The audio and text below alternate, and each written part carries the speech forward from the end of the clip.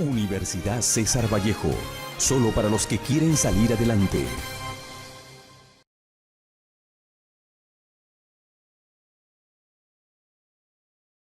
Me moriré en París y no me corro.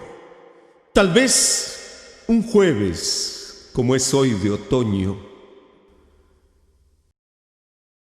El siglo XX fue testigo del nacimiento, desarrollo y consagración de uno de los poetas más reconocidos de Perú, César Abraham Vallejo Mendoza. Sus obras, legado, aportes, amores e historia han dejado una huella insuperable en la literatura latinoamericana. Hoy descubriremos el momento exacto en que moldea su estilo y perfecciona su impronta. Esto es Grupo Norte, Vallejo y la intelectualidad.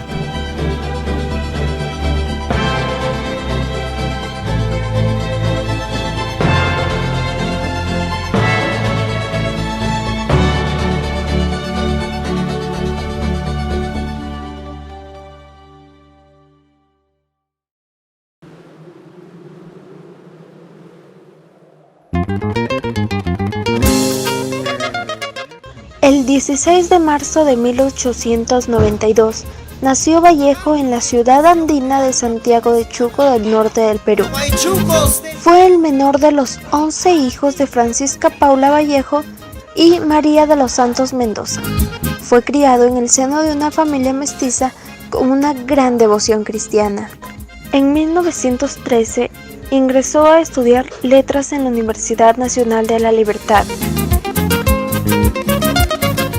En 1915, a los 23 años, se graduó de bachiller en Filosofía y Letras, especialidad de literatura, con una tesis sobre el romanticismo en la literatura castellana, editada en Trujillo ese mismo año.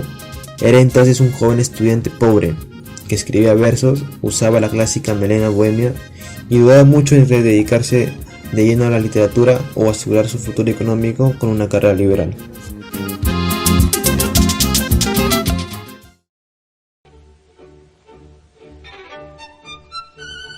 Vallejo quizá hubiera terminado como un buen abogado provinciano, culto y aficionado a la poesía, si en 1916, Antenor Orrego, 1898 al 1961, joven cajamarquino que estudiaba filosofía en la misma universidad, no hubiese formado un entusiasta grupo de jóvenes con aficiones literarias, artísticas e intelectuales.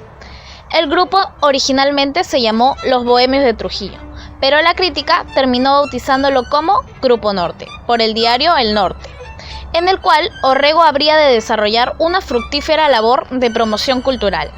Años después, en sus páginas habría de aparecer la mayor parte de los artículos que Vallejo escribió en París para poder sobrevivir.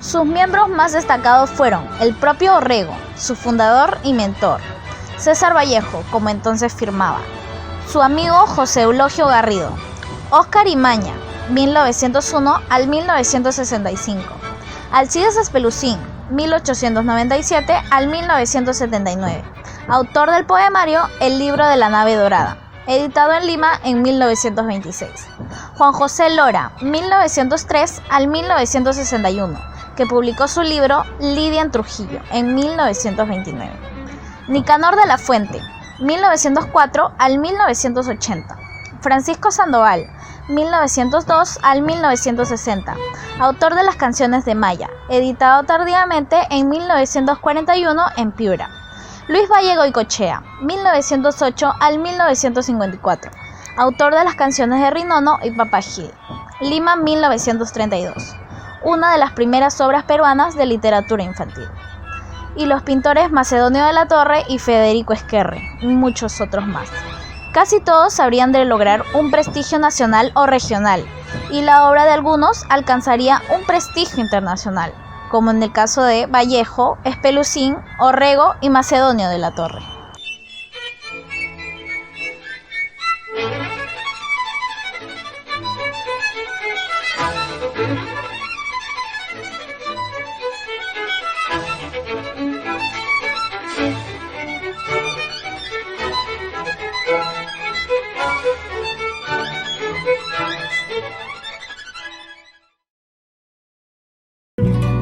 yo lo soy.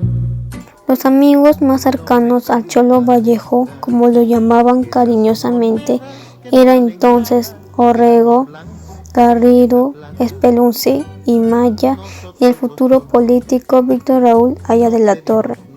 No quisieron constituir un círculo de cofrades reunidos para autodefensa y mutuo elogio ante la indiferencia o agresividad del medio.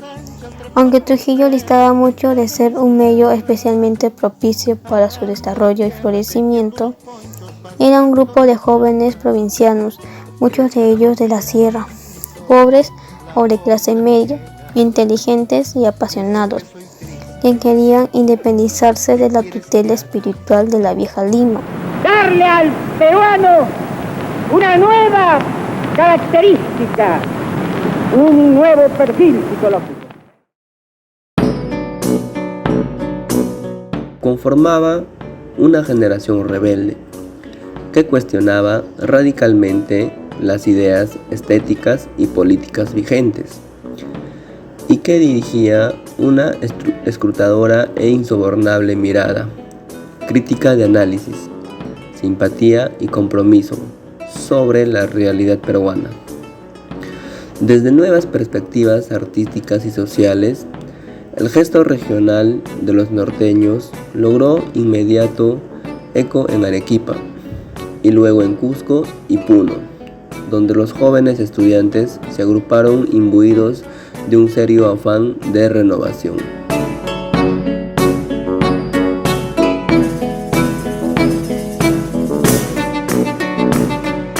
Vallejo se integró entusiasmado al grupo y sintiéndose como pez en el agua dedicó más tiempo a escribir, alejándose poco a poco de sus estudios de derecho, como suele suceder cuando aparece una escuela, corriente o movimiento cultural novedoso. Los gestos, palabras y obra de esos jóvenes y rebeldes artistas norteños chocaron violentamente con los gustos locales. La sociedad trujillana reaccionó ignorándolos o mirándolos y escuchándolos con cierta indiferencia o desconfianza ante una obra que no lograba valorar ni comprender.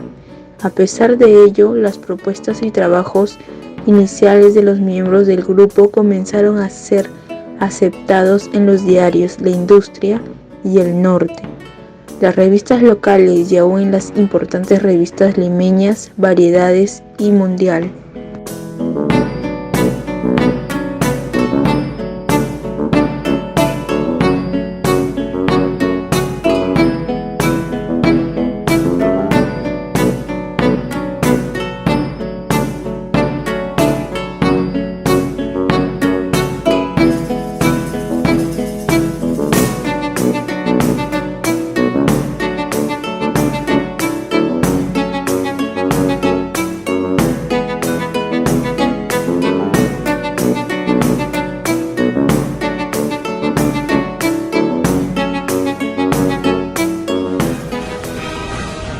El entorno académico modeló su juicio crítico, agudizó su forma, le inculcó valores, le enseñó a ser rebelde, le sentó bases. De esta manera, post-Grupo Norte, Vallejo ya se insinuaba como un poeta distinto, disonante con la época, político por su búsqueda de romper con ataduras de los cánones del momento, musical e irreverente. Después de todo, así son los genios, extraños, extraordinarios, pero sobre todo, hacedores de una nueva historia.